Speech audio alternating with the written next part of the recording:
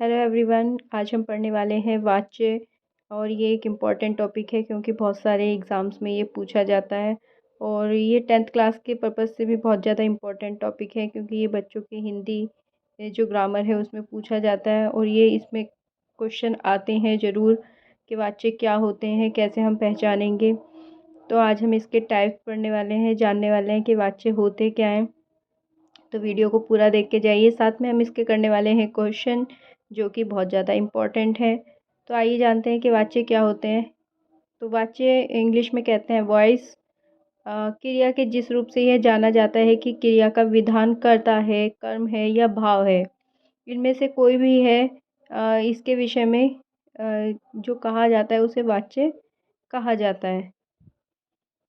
क्रिया के जिस रूप से यह जाना जाता है कि क्रिया का विधान कर्ता है, कर्म है या उसमें भाव है। सबसे पहले आता है कृतवाच्य।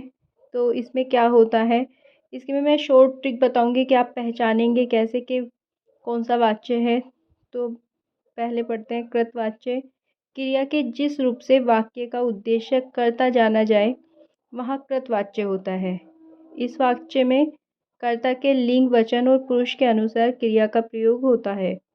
जैसे लड़का पुस्तक पढ़ता है, या दूसरा इसमें एग्जाम्पल है पिताजी ने मुझे 10 रुपये दिए। तो जब आप इस सेंटेंस को पढ़ेंगे तो आपको पता लगेगा कि इसमें ने शब्द का प्रयोग हुआ होगा। तो इसकी पहचान यही है कि कृतवाच्य अगर आपको लगाना है या आपको कोई सेंटेंस लिखना है तो उसमें ने का प्रयोग होना अनिवार्य है। जैसे पिताजी ने मुझे 10 रुपये दिए, इसमें हमें पता चला। सेकंड आता है कर्मवाच्य। कर्मवाच्य क्या होता है कि क्रिया के जिस रूप से वाक्य का उद्देश्य क्रिया का कर्म जाना जाए कि क्या काम किया जा रहा है। कर्म क्या होता है कि क्या काम किया जा रहा है। इस वाक्य में कर्म के लिंग, वचन और पुरुष के अनुसार क्रिया का प्रयोग होता है। जैसे फर्स्ट एग्जाम्पल है लड़के के द्वारा पुस्तक पढ़ी जा रही है। क्या किया जा रहा है, लड़के के द्वारा पुस्तक को पढ़ा जा रहा है। सेकंड एग्जाम्पल है पिताजी द्वारा मुझे 10 रुपये दिए गए। तो इसकी एक शॉर्ट ट्रिक ये भी है जानने की कि इसमें जो वर्ड आएगा के द्वारा वो यूज़ होगा। अगर किसी सेंटेंस में के द्वारा वर्ड यूज़ हो रहा है तो इसका मतलब क्या आप आंसर लगाएंगे, उसका आंसर आपको लगाना है कर्मवाच्य। ठीक है, तो ये दोनों आपको वाच्य आई थिंक क्लियर हो गए होंगे। कृतवाच्य में ने का प्रयोग होता है और कर्मवाच्य में के द्वारा का प्रयोग किया जाता है। थर्ड आता है जो इसका लास्ट टाइप है भाववाच्य। भाववाच्य भी देख लेते हैं एक बार।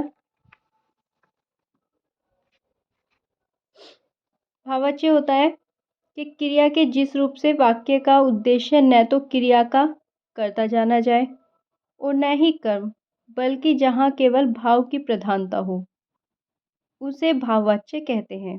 जैसे रमा से पैदल नहीं चला जाता है। तो ये जो नहीं आया है, ना तो इसमें कर्म का पता चल रहा है ना ही कर्ता का, तो इसमें दोनों में से किसी भी भाव का प्रयोग नहीं हो रहा है, तो उसे कहा जाएगा भाववाच्य। और इसकी ट्रिक यही है कि इसमें नहीं का प्रयोग किया जाता है। आई होप कि आपको ये तीनों जो टाइप्स हैं वाच्य के क्लियर हो गए होंगे। अगली वीडियो में हम इसके करने वाले हैं क्वेश्चन। तो ये वीडियो देखने के साथ साथ इसके क्वेश्चन ज़रूर कीजिएगा जो मैं अगली वीडियो में आपके लिए लेके आऊँगी। और आपको ये वीडियो पसंद आई हो तो हमारे चैनल को लाइक करें, शेयर करें और सब्सक्राइब भी करें, जिससे लोगों के पास ही ज़्यादा से ज़्यादा वीडियो जाए। तो आज के लिए इतना ही।